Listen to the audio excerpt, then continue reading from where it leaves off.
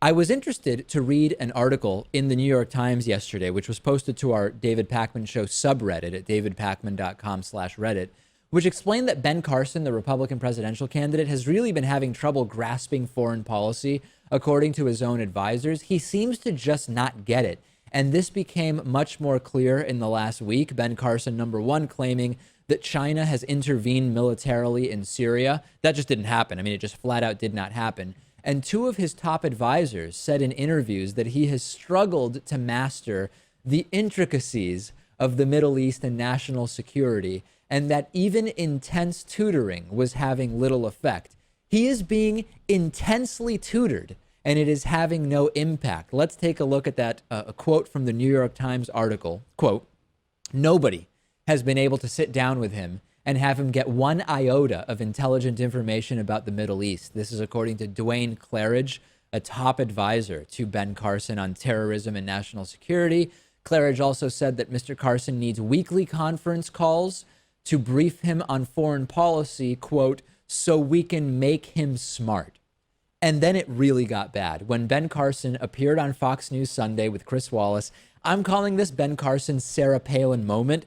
I'll remind you what I mean by that. This is when Sarah Palin was asked by Katie Couric during the run-up to the 2008 election, name a publication that you read, and then this happened. And when it comes to establishing your worldview, I was curious, what newspapers and magazines did you regularly read before you were tapped for this to stay informed and to understand the world? I've read most of them, again, with a great appreciation for the press, for the media. But like what one specifically, I'm curious that you... All of them, any of them that have been in front of me over all these years. I have a vast variety of sources where we get our news to. Alaska isn't a foreign country where it's kind of suggested. It seems like, wow, how could you keep in touch with what the rest of Washington, D.C. may be thinking and doing when you live up there in Alaska?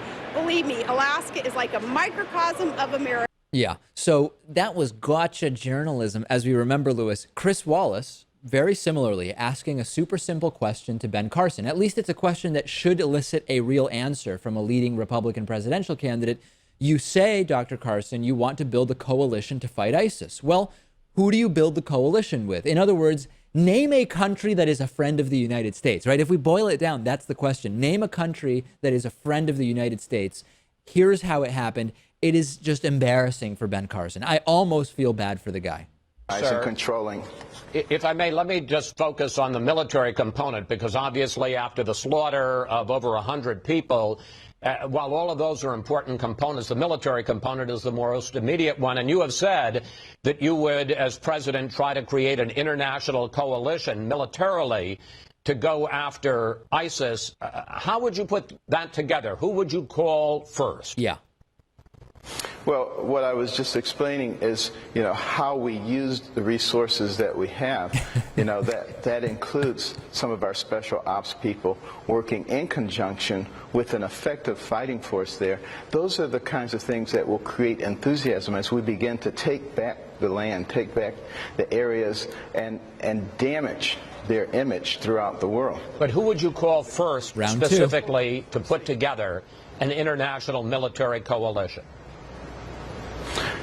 My point being that if we get out there and we really lead, and it appears that we're making progress, then all of the Arab states and even the non-Arab states, who I think are beginning to recognize that the jihad movement is global.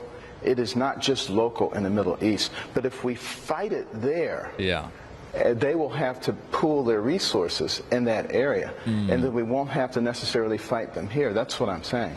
But can you tell us who you would call first, sir? Round three. On the international scene. I would call for all of the Arab states to be involved in this. I would call for all of our traditional allies to be involved in this. I don't want to leave anybody out, because this is just really, amazing. Okay, let's stop it there.